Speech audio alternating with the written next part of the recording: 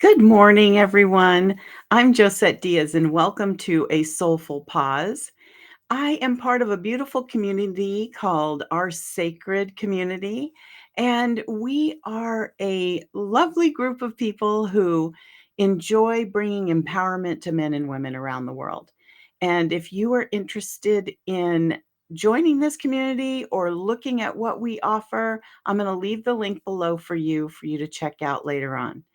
Now, today, what I wanted to bring you on A Soulful Pause is to have a conversation around bringing your vision into reality. Now, if you've been listening in on A Soulful Pause, then you've probably heard me talk a little bit about how energy forms around the things that we focus on. And I wanted to have a conversation around this a little bit more because I came across something that I had written about quite some time ago around divine clarity of vision and using your energetic body as the seer of your conditions. And so, again, this brings back into focus and brings to mind observation, because observation is one of the foundations of the journey you go on in uncovering more and more of your self mastery, because there's different layers of your self mastery. You can start to master different situations, and as you peel back those layers, you are receiving divine clarity as you continue to go, because this directs you. You just feel like guided or instantly know how to handle a situation. So let me give you a good example. I had the privilege of witnessing this with one of my clients, where normally a situation would make her feel like the circumstances of the situation would make her feel as if she had to hide and shrink in, and that normally caused a physical reaction which where she got tired. And she had an encounter with someone where these things were normally what would trigger her into that place of retreat. Yet, what she was able to do in that moment, because she had been working on her tools that we have been, implementing over the last year or so, and she was able to observe the person's behavior as not her own and not something that she had to be responsible for or to take on.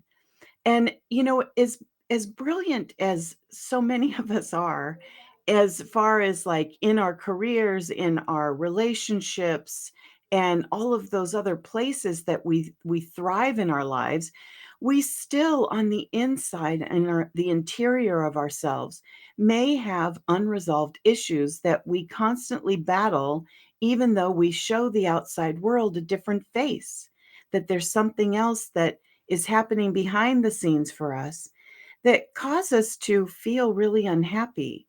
And if you are able to admit that to yourself, take the time to slow down and really sink into your heart and listen to what it is that your heart is calling for you, then you have an opportunity.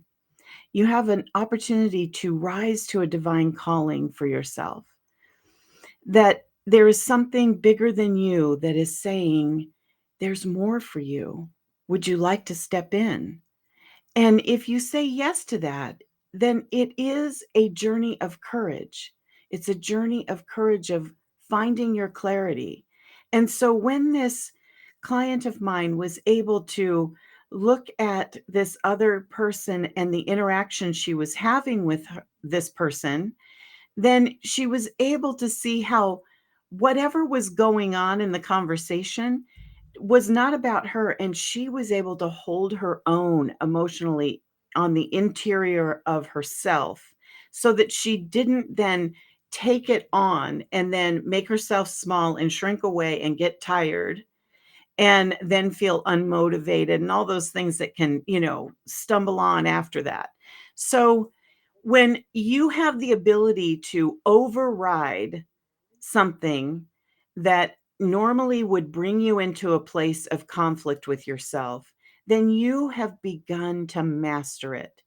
And that mastery continues on and asks you to go even deeper with it. This is why my 3 pillars are so important to, Seasons of the Soul, which is my signature coaching program, because it's slow down so that you can actually be discerning in your life and discern how you truly feel, and to listen deeply.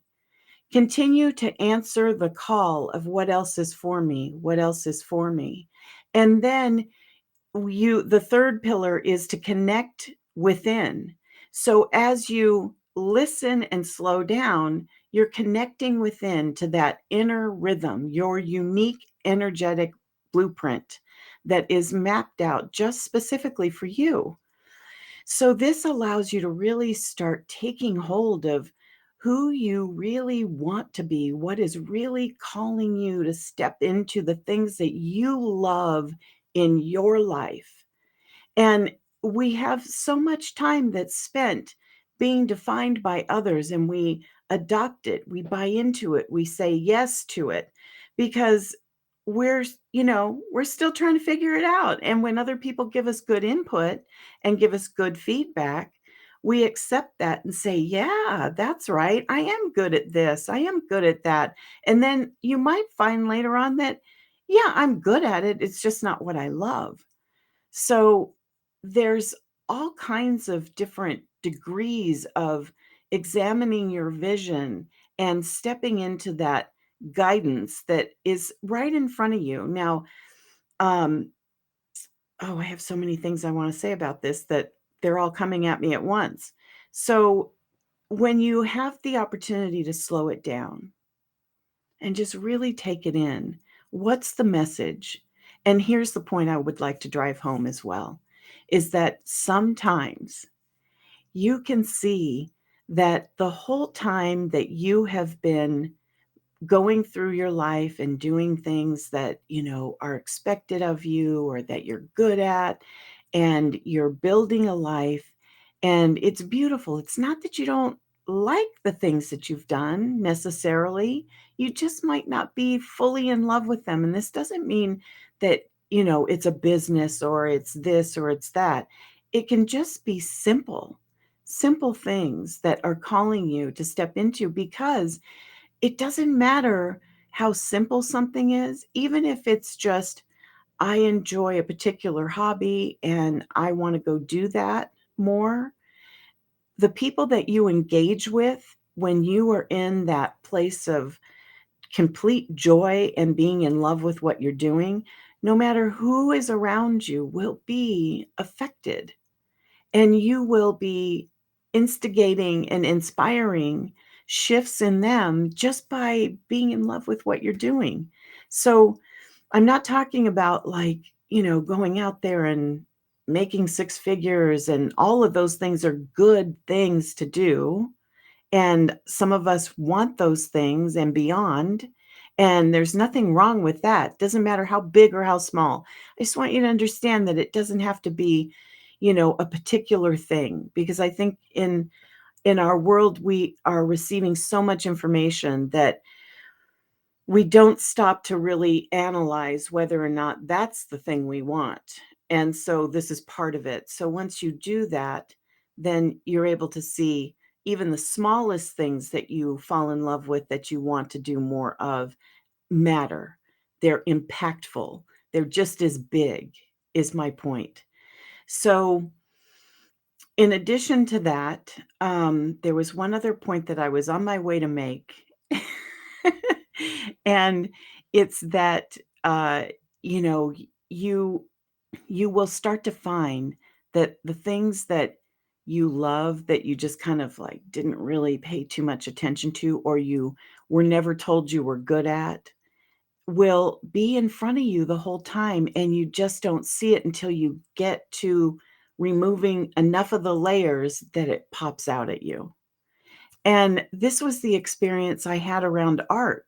I grew up with my mother wanted to be a graphic artist, and she, you know, took a different turn when the fork in the road came, and she had a family.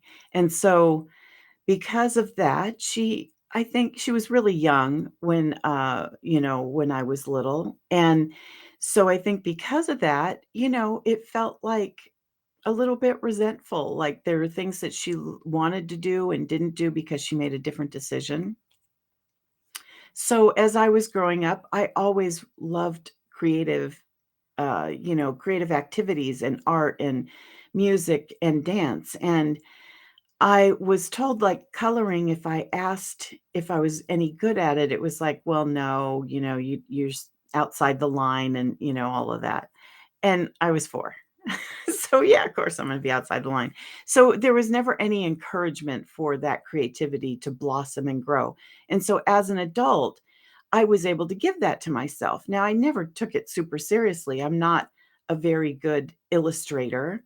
I really enjoy color and design and, so I'm more abstract in that way. Yet, I started to really adopt that into my life more and more because it was something that I love. And I've found my connection there, and it's been there all along. I was reflecting back and I noticed it everywhere I looked. And I thought, it's been speaking to me this whole time. So look at what's happening in your life and where is I'm calling it divine or divinity. You can call it whatever relates to you, what resonates with you. And whatever that force is, or even if you just look at it as something that you've done subconsciously all this time, that it's been there. Sometimes the thing that we've been looking for is right in front of us, and it doesn't really go away. It just keeps calling. It keeps calling. Ring, ring.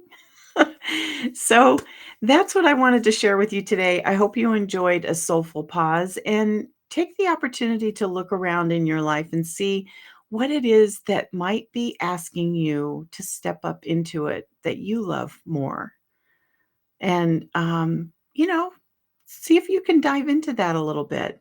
And if you need guidance with that, my call to action for you is to just you know, give me an opportunity to have a conversation with you. It's non-committal, and it's just a conversation. See if it's a good fit for you. See if there's something that I offer that helps you. And so I'm going to leave the link there below to book a complimentary Let's Chat. And it's just a 30-minute conversation to see what you're looking for. So have a great weekend, everybody, and I will see you next week. And take care. All right. Bye bye.